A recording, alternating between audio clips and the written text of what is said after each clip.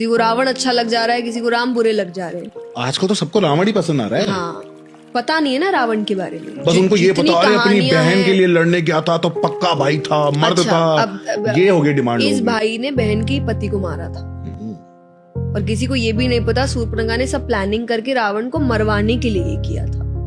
जब उन्होंने पहली बार श्री राम को देखा था वन में, क्योंकि वो उनके एरिया में थे शूर्पणखा के, उसने देखा, उन्होंने शक्ति देखी, वो समझ गई यही है जो इसको खत्म कर सकता है। इसलिए वो जानबूझ के उनके पास गई।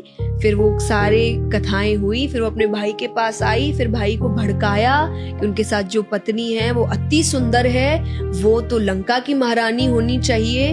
तो वो एक तो बहन के कोई बदले के लिए गया नहीं था, उसे था अपने लंका को और शानदार बनाना। वो शानदार सुंदर रानियों से बन सकता है, तो वो इन चीजों के लिए गया। दूसरा, ये भी अगर किसी को नहीं पता है, he was a rapist, please go and read about it.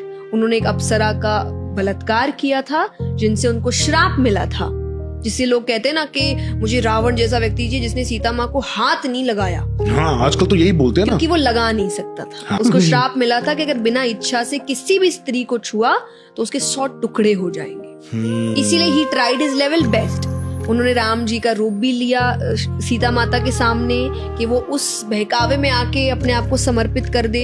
उन्होंने ये भी अफवाह फैलाई कि राम जी तो मर गए हैं युद्ध में, हाँ। कि अब बेचारी हार के अपने आप को समर्पित कर ले, पर अपनी मर्जी से एक बार समर्पित हो गई तो हो गई मेरी। तो ये बातें लोगों को पता नहीं है, पढ़ते नहीं है, तो उनको गलत चीजें सही लगने लग जाती है और सही चीजें। बट देन भी से कलयुग आ रहा है। एक और बात बोलते हैं लोग कि राम जी तो वन में थे, तो वो जब शूर्पणखा आई थी, वो जो हिरण था, हिरण का क्या करने गए थे? शिकारी तो करने गए थे। जी नहीं, उन्होंने कहा था मैं अयोध्या लेके जाऊंगी, इतना सुंदर है सीता माता ने। फिर जब वो बहुत देर तक नहीं आया तब राम जी समझ गए थे कि ये हिरण नहीं है, इसीलिए उन्होंने एंड में तीर चलाया, समझने के बाद कि ये हिरण नहीं है, ये कुछ मायावी है।